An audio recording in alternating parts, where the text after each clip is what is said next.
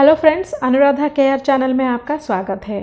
Comment section में जिसके बारे में आप लोग सबसे ज़्यादा सवाल पूछते हैं वो है प्रेगनेंसी के दौरान होने वाला ब्लीडिंग के बारे में।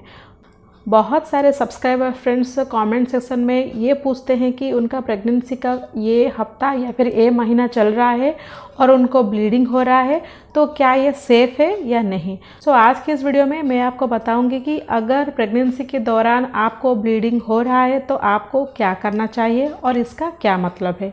तो चलिए बिना देरी किए शुरू करते हैं आज का ये वीडियो। पहली बात मैं आपको ये बताना चाहूँगी कि प्रेगनेंसी के दौरान बहुत सारे महिलाओं को ब्लीडिंग होता है और प्रेगनेंसी के दौरान ब्लीडिंग होना एक आम बात है।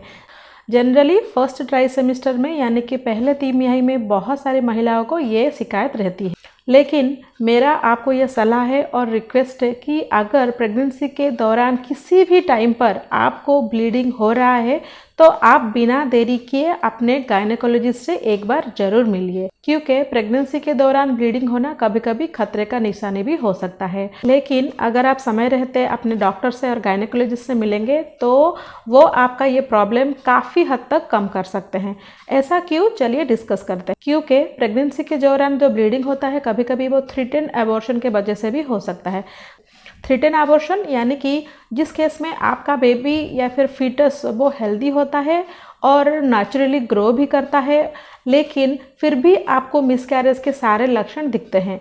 तो इस केस में अगर आप जल्द से जल्द डायग्नोस करेंगे तो डॉक्टर आपको बेड रेस्ट करने के लिए बोल सकते हैं या फिर वो प्रोजेस्टेरोन के कुछ इंजेक्शंस या फिर दवाई दे सकते हैं और रेगुलर फॉलोअप से आपका प्रेगनेंसी सस्टेन करने का बहुत ज़्यादा चांस बढ़ जाता है। दूसरा जो कारण होता है प्रेगनेंसी के दौरान ब्लीडिंग होने के पीछे वो मिसकैरेज नहीं होता है, लेकिन कभी कभी आपका जो फीटस है उसके पास कुछ एक बड़ा क्लॉट जम जाता है जिसको कि हम सबक्रोनिक हेमाटोमा बोलते हैं।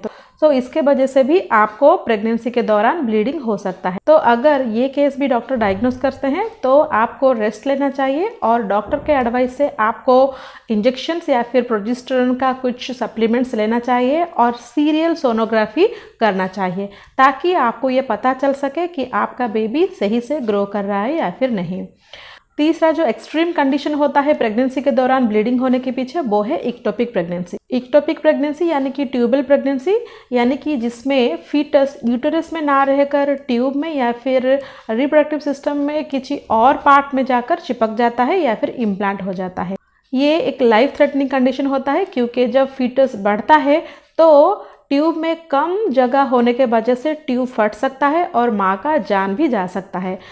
इसीलिए अगर प्रेगनेंसी के दौरान ब्लीडिंग होता है उसका प्रॉपर डायग्नोसिस बेहद ही ज़रूरी है। अगर ट्यूबल प्रेगनेंसी या फिर इक्टोपिक प्रेगनेंसी समय के रहते डायग्नोस हो सके तो उसका ट्रीटमेंट भी बहुत ही सिंपल है। आइदर सर्जरी के थ्रू उसका ट्रीटमेंट हो सकता है या फिर मेडिसिन के थ्रू भी उसका ट्रीटमेंट हो सकता है।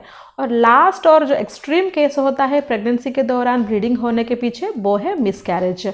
अगर आपको प्रेगनेंसी के दौरान हल्का फुल्का ब्लीडिंग हो गया है तो ये नॉर्मल होता है, लेकिन अगर आपको कंटिन्यूसली ब्लीडिंग हो रहा है, ब्लीडिंग के साथ साथ आपको क्लॉट्स भी पास हो रहा है, बहुत ज़्यादा दर्द हो रहा है, वो भी पीरियड के पेन के तरह, ब्लीडिंग के साथ साथ आपको क्रैम्प्स भी हो रहा है, फीवर भी आ रहा है और जो ब्लीडिंग का कलर है वो रेड कलर है और धीरे धीरे ब्लीडिंग का जो अमाउंट है वो भी बढ़ते जा रहा है, तो ये मिसकैरेज को दर्शाता है।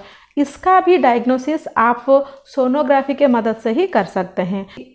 इसीलिए मेरा आपको ये रिक्वेस्ट है कि अगर आपका प्रेगनेंसी कंफर्म हो गया है और आप प्रेगनेंसी में किसी भी हफ्ते या फिर किसी भी महीने में हो और आपको ब्लीडिंग हो रहा है तो आप बिना देरी किए अपने डॉक्टर या फिर गायनेकोलॉजिस्ट को ज़रूर विजिट कीजिए।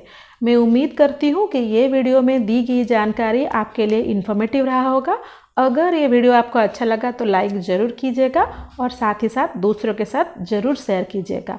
और एक नई इन्फॉर्मेटिव वीडियो के साथ फिर मिलती हूँ, तब तक के लिए stay healthy and stay happy.